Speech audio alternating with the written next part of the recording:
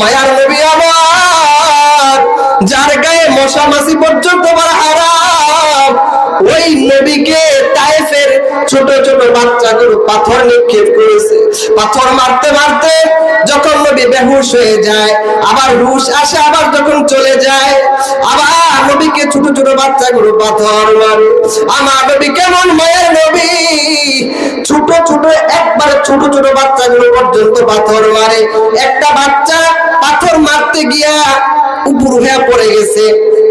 অনেক সময় ছোট বাচ্চা আছে একবারে ছোট, কিছু মারতে গিয়া পড়ে যায়। এত ছোট বাচ্চা নবীকে পাথর মারতে গিয়ে সে উপর হয়ে পড়ে গেছে।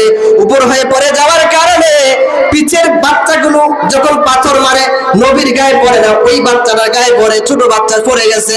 মায়া নবী আমার যখন দেখলে আমি নবীকে পাথর মারা অবস্থায় ছোট বাচ্চা উপর হয়ে পড়ার পর তার গায়ে পাথর মারে, নবী সহ্য করতে পারলেন না। নবী ডাক দিল, আমার উম্মত, ও যুবক ভাই, তোমরা যত পারো আমি নবীকে পাথর মারো। এই ছোট বেগুলো মাসুম বাচ্চাটা, তার গায়ে তোমরা পাথর মারিও না। আমার নবী তাকে পাথর মারছেন, কিন্তু ছোট বাচ্চার পাথর নবী সহ্য করতে পারলেন না।